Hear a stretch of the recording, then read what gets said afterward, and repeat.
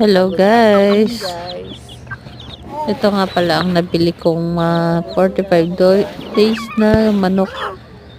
Broiler pa lang sila nung binili ko. 5 days po yan. Sila ay inalagaan ko ng may 2 buwan. Pinagusto namin harvest. At nung magdadalawang buwan, sila ay aking naibenta. And guys, Balik puhunan thank you for at may watching, konting guys.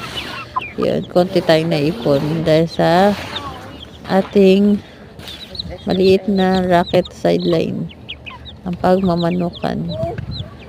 Pagkagising sa umaga, papakainin ng mga manok, lalagyan ng tubig Ito, at dilinisin ang mga kulungan nito. Ayan nga pala yung second batch na nabinili ko ngayong taon. maliit na pinagkakabalan ko. Ito ay 10 peraso. Habang nag-aalaga po ng baby, Ayan, wala silang extra income po. mura sana ang bibiling ko kaso wala na, naubusan na tayo kaya yan, sila ay 10 lang at pinadget ko lang talaga.